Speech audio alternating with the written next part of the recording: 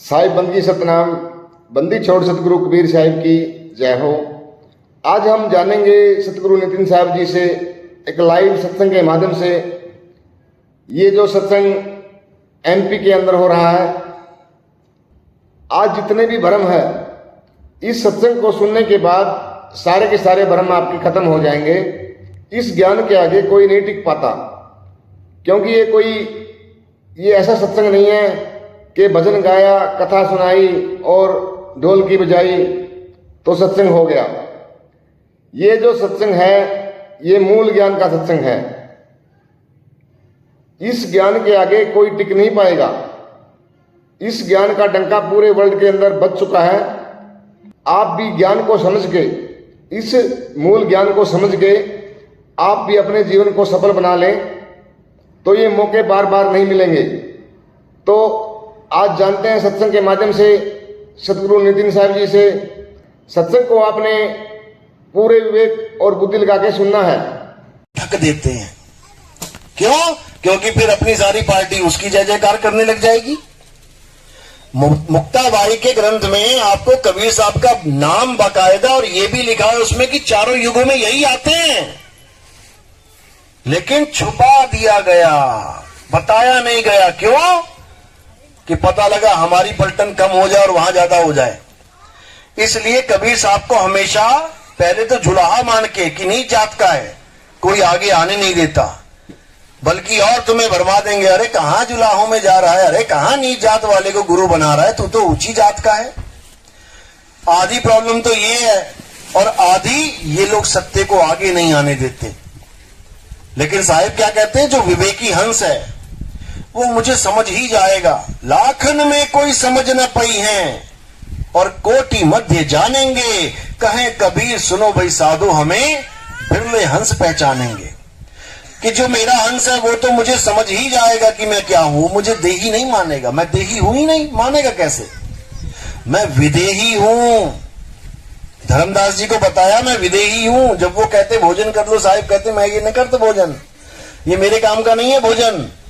धर्मदास जी कहते क्या बात कर रहे हो, सारे संत महंत, सारे ऋषि मुनि, ब्रह्मा विष्णु महेश तक भोजन करते हैं, आप क्यों नहीं करते? कहते मैं शरीर नहीं हूं, मैं विदेही हूं।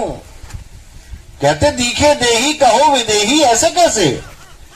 ये देह किसकी है फिर? कहते देह मैंने तुझे समझाने के लिए धारण की है, मेरा देह से कोई मतलब नहीं है। यही साहिब समझा रहे हैं कि मैं विदेही यानी शब्द स्वरूपी हूं। हम हैं शब्द, शब्द हम माही, और शब्द से भिन्न और कछु नाही। शब्द न भिन्न से देही, कहे कबीर हम शब्द सने ही। कि मैं शब्द गुरु हूं, मैं देही गुरु नहीं हूं। केवल दिखने में लग रहा है कि ये शरीर है मेरा। हाड चाम लहू ना मेरे, ना मेरे घर दासी। अरे जुल्हे का सुत आन कहाया, जगत करे मेरी हांसी।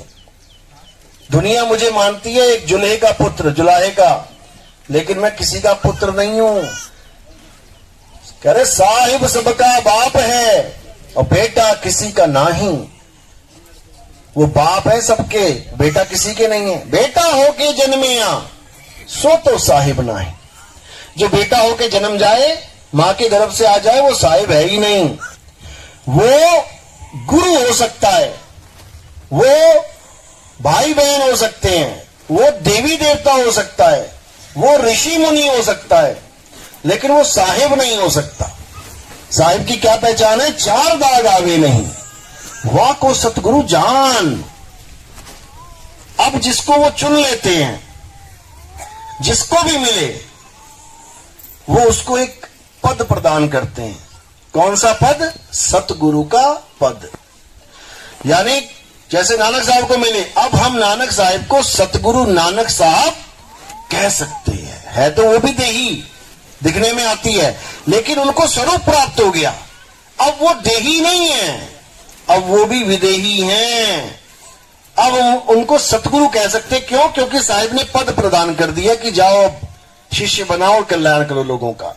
हम धर्मदास जी को सतगुरु कह सकते हैं, हम नाभा जी को, तुलसी साहिब को, हम जितने भी संत बैठे हैं हम उनको सतगुरु कह सकते हैं, जहां जहां कबीर साहब ने मूल ज्ञान समझाया दिया। लेकिन जो असली सतगुरु है वो इन संतों से भी न्यारा है, वो विदेही पुरुष है, जिसके लिए कहा बहुत गुरु है जगत में और कोई ना लागे तीर। अगर वो ना मिले तो कोई पार नहीं लग सकता।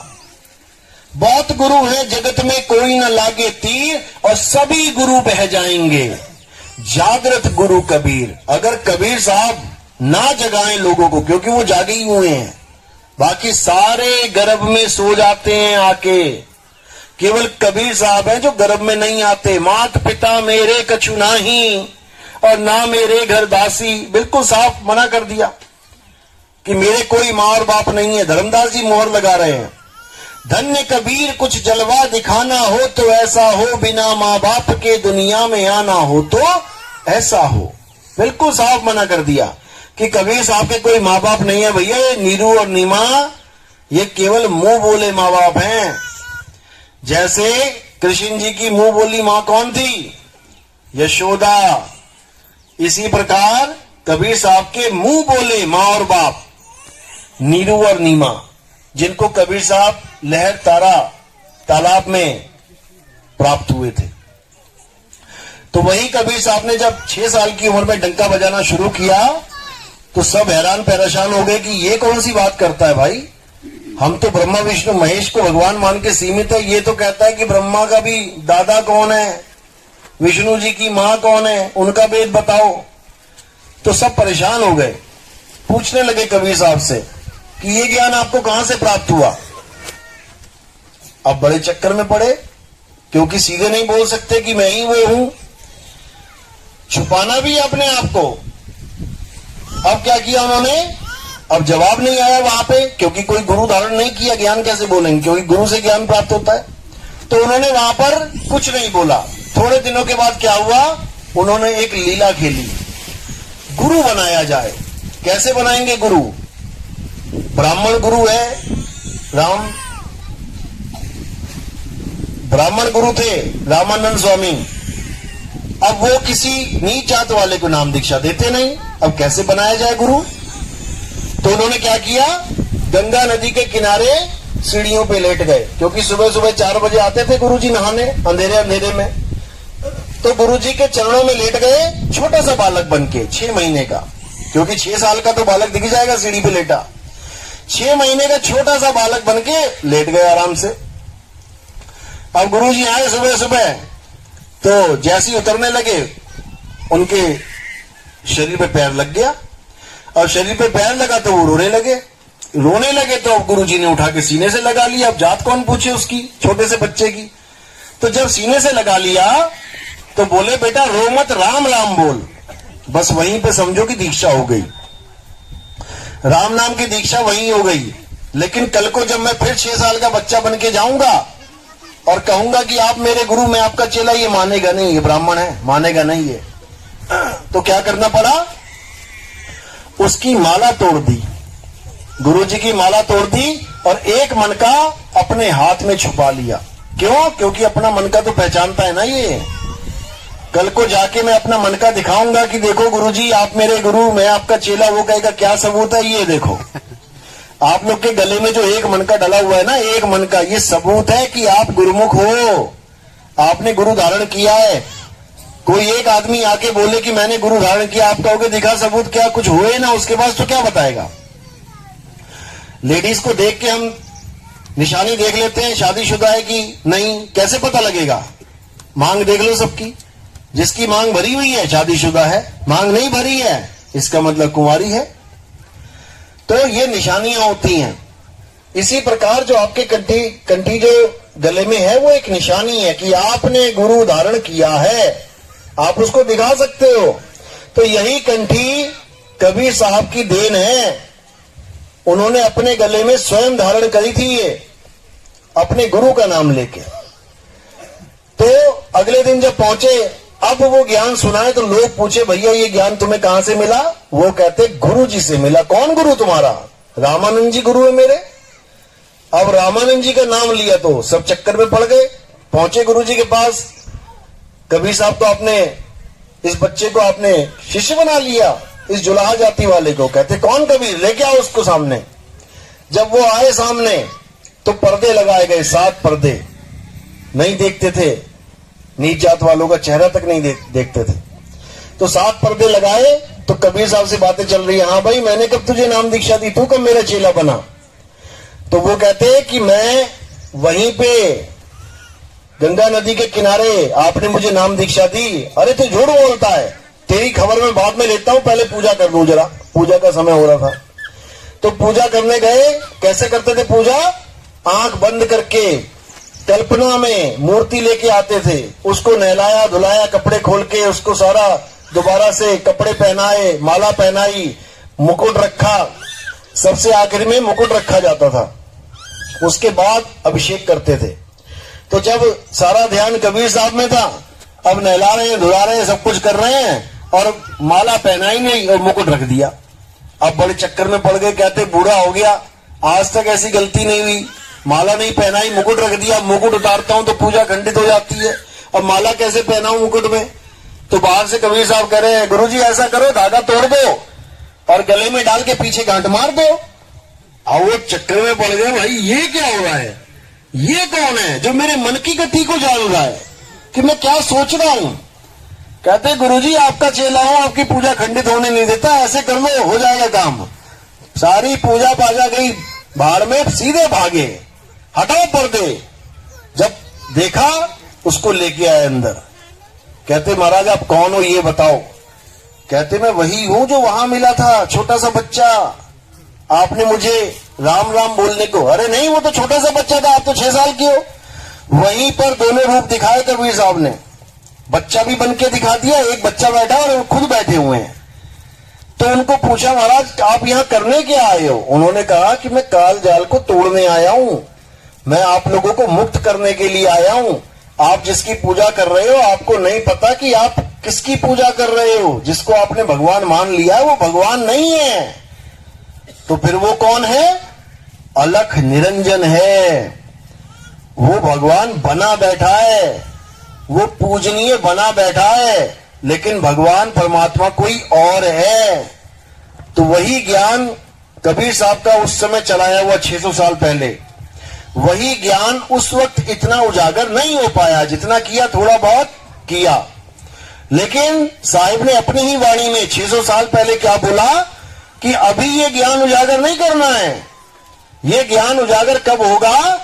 जब एक ऐसा समय आएगा जब सारे शिक्षित होंगे, पढ़े लिखे होंगे, सबके हाथों में मोबाइल होगा, एक बटन दबाया और सारी दुनिया में मैसेज पहुंच जाएगा। ये ज्ञान तब उजागर करेंगे, तब ये इतना ज्यादा फलेगा फूलेगा कि पूरे संसार एक झंडे के नीचे आ जाएगा। ये बाणी दर्ज है वहां पे, मोबाइल नहीं लिखा है, मोबाइल में ढूंढने लग जाना वहां पे। वो उन्होंने समय चुना है, क्योंकि पहले संत प्रचार करते थे तो 6-6 महीना चलते रहते थे, तब जाके कहीं पहुंचते थे। आज इलेक्ट्रॉनिक युग है, तुम्हें अपनी कोई बात करनी है, एक मैसेज करो, यूट्यूब पर डाल दो और पूरी दुनिया सुन लेगी बैठे बैठे अमेरिका, जर्मनी, जापान में। तो ये समय साहिब ने चुना कि संतों को ज्यादा परेशान भी ना होना पड़े और सबके पास मैसेज पहुंच भी जाए, क्योंकि ये सत्य ज्ञान सबके पास पहुंचेगा। आप देखो मुसलमान धर्म को आज जितना फैला हुआ, कितने साल हो गए पता है इतना धर्म फैलने में? 1400 साल में अभी भी आधी दुनिया ने मुसलमान धर्म नहीं अपनाया है। ईसा मसीह देख लो, आज कितने हो गए उनको गए हुए? 2024 साल हो गए ईसा मसीह को गए हुए, अभी तक पूरी दुनिया में ईसाई धर्म नहीं फैल पाया। कितने कितने हजार साल हो रहे हैं। सनातन धर्म देख लो, हिंदू धर्म देख लो, कितने हजार सालों से चल रहा है, अभी भी सबके पास ये ज्ञान नहीं पहुंच पाया है। लेकिन क्यों नहीं पहुंच पाया? क्योंकि साधन नहीं थे, साधन नहीं थे। अब साधन तो है, लेकिन अब लठ बज रहे हैं आपस में, एक कहां हो पा रहे हैं। हिंदू, मुस्लिम, सिख, ईसाई सब एक दूसरे को मारने में, एक दूसरे को छोटा दिखाने में, एक दूसरे से ईर्ष्या जलन में, वैर में अपना जन्म बर्बाद कर रहे हैं। जबकि अब वो युग है जब हम सारे एक हो सकते हैं, सबको ज्ञान प्राप्त हो सकता है, घर घर में ये ज्ञान पहुंच सकता है। लेकिन कोई इस पर ध्यान नहीं दे रहा है। क्यों ध्यान नहीं दे रहा है? क्योंकि उन्हें सत्य का पता ही नहीं है कि सत्य है क्या। जो सत्य है वो सबके लिए समान है। जैसे पानी सबके लिए समान है, आप किसी भी घर में जाके देखोगे एक जैसा पानी मिलेगा आपको। वो बात अलग है कोई आरओ का बना के बैठा है, कोई उसको मटके का कोई टैप वाटर बना के, लेकिन पानी तो पानी है ना। यानी हर घर में, चाहे हिंदू है, मुस्लिम, सिख, ईसाई, चाहे कुत्ता है, बिल्ली, बकरा, हाथी, घोड़ा, कोई भी है, सबकी प्यास एक ही वस्तु बुझा सकती है और वो है पानी। क्योंकि पानी सबके लिए सत्य रूप ही है। प्यास लगी है तो सत्य क्या है? पानी का नाम सत्य नहीं है कि पानी पानी जपने लग जाओगे तो प्यास बुझ जाएगी। पानी का नाम पानी झूठ है और सत्य क्या है? सत्य तत्व है। पानी तत्व सत्य है, आप उसको पियोगे गला आपका गीला हो जाएगा, लेकिन पानी के जितने नाम हैं उनको जपोगे तो वो झूठ है। इसी प्रकार जो सत्य है वो एक है और सबके लिए समान है। इसमें हिंदू मुसलमान का कोई रोल ही नहीं है। सत्य क्या है? हे अर्जुन, आत्मा ही सत्य है। आत्मा सब में विराजमान है। कौन है जिसमें आत्मा नहीं है? सब में है, लेकिन उस आत्मा का ज्ञान ही नहीं है और अपना मनमुखी ज्ञान लेके बैठे हैं। अब लड़ रहे हैं, झगड़ रहे हैं, मर रहे हैं, जबकि ज्ञान का नाम ही आत्मा है। आत्मा है तो ज्ञान है, आत्मा नहीं तो लाश पड़ी है, किसको ज्ञानी बोलोगे? आत्मा ही ज्ञान का रूप है। इसको कई लोगों ने ज्ञान स्वरूप भी बोल दिया है कि आत्मा का मतलब ज्ञान होना। अरे आत्मा है तभी तो ज्ञान प्राप्त करोगे, तभी तो ज्ञान दोगे। आत्मा ही नहीं है तो ज्ञान नहीं है, जीरो। तो इसी को सत्य बोला गया है और वही सत्य सब घटों में विराजमान है। कोई गोरा है, काला है, पीला है, कैसा भी है, छोटा है, मोटा है, आदमी है, औरत है, उससे कोई फर्क नहीं पड़ता। वो आत्मदेव सब में विराजमान है और सब उसी की वजह से चल रहे हैं। इसलिए साहिब ने आत्म घट की बात करी। घट घट मेरा साइया और सुनी सेज ना कोई, बलिहारी व घट की और जिस घट प्रगट होए। कहते सब घटों में विराजमान है, लेकिन ज्ञान ना होने के कारण अधूरे गुरुओं ने क्या कर दिया? घट को यानी आत्म घट को ये तन घट बना डाला। जो भी गुरु ये कहता है कि तेरा परमात्मा तेरी काया के अंदर है, शरीर के अंदर है, समझ लो कि उसने तुम्हें अज्ञान परोस दिया। परमात्मा हमारे शरीर में नहीं रहता है। परमात्मा कहां है? परमात्मा शरीर से परे है। शरीर में कौन रहता है? शरीर में जीव रहता है। जीव, ये सब जीव बैठे हैं, शरीरों में जीव रहता है और एक दिन शरीर छोड़ के चला जाएगा। अब ये जीव कहां से आया, ये किसी के समझ में नहीं आ रहा है कि ये जीव आया कहां से। बच्चा पैदा हुआ, ताली बजाई, थाली बजाई, और बच्चे के शरीर में जीव ना हो तो कौन बजाएगा थाली, कौन बजाएगा ताली? बच्चा हिलेगा, डुलेगा, रोएगा, किसकी वजह से? जीव की वजह से। इसीलिए उसका नाम रख दिया जीवित। बच्चा जीवित है यानी जीव है, इसीलिए जीवित है। बच्चा परमात्मा नहीं है, बच्चा जीव है। अब इसी जीव का कल्याण कैसे होगा? ये जीव पिंजरे में आया कैसे? बच्चा पैदा हुआ, बॉडी बाहर आ गई, इसके अंदर जो जीव है वो आया कहां से? एक खाली पिंजरा लेके घूम रहा है कोई आदमी और एक भरा पिंजरा यानी तोते वाला पिंजरा लेके घूम रहा है। दोनों में फर्क तो है ना भाई। पिंजरे तो दोनों हैं, लेकिन एक में तोता है, एक में तोता नहीं है। अब जिसमें है वो आया कहां से? जिसमें नहीं है उसमें तो नहीं है, जाने दो। जिस पिंजरे में तोता है वो तोता आया कहां से? बस तुम्हें ये जानना है। जिस दिन तुम्हें समझ में आ गया तोता कहां से आया है, तुम्हारा तोता खुद ही उड़ जाएगा वहां पे। क्योंकि तोता पिंजरे को ही सत्य मान बैठा है, पिंजरे से प्रेम कर बैठा है, पिंजरे को अपना रूप मान बैठा है, पिंजरे को ही जीवन मान बैठा है कि पिंजरा है तो मैं जीवित हूं और पिंजरा खत्म तो तोता भी मर गया। तोता कभी नहीं मरेगा। ये तोता ऐसा तोता है जो कभी मर ही नहीं सकता। इसको अमर अविनाशी बोला गया ग्रंथों में। ईश्वर अंश जीव अविनाशी, ये जीव अविनाशी है। कबीर साहब भी मोहर लगा रहे हैं। अरे जीव सोई जो जुग जुग जीवे, यानी जुग भी खत्म हो जाएंगे सारे, ये तब भी ना मरेगा। जीव सोई जो जुग जुग जीवे, उत्पत्त परलय माही। देह धरे भर में 84 निर्भय कबहू नाही। अब ये मत समझना परमात्मा 84 भुगतेगा। काया के अंदर जीव विराजमान है, ये जीव 84 में जाएगा, परमात्मा नहीं जाएगा, क्योंकि परमात्मा काया में इस पिंजड़े में रहता ही नहीं है। फिर उसे परमात्मा कौन बोले अगर वो भी पिंजड़े में आ गया तो साहिब समझा रहे हैं 5, 25, 3 का पिंजड़ा, ये पिंजड़ा है, ये वहां में तुमको राखे हो और तुमको बिसर गई सुध घर की, ये महिमा अपनी भाखे हो। ये पिंजड़ों की महिमा में सारे संसार को इसने लगा रखा है। अब सब क्या कर रहे हैं, अपने अपने पिंजड़े को प्रेम भी कर रहे हैं और पूजा भी पिंजड़े की कर रहे हैं। राम जी की पूजा, हनुमान जी की पूजा, शंकर जी की पूजा, किसकी पूजा हो रही है? काया की, शरीरों की। शरीर क्या है? पिंजड़े। शरीर पिंजड़ा है।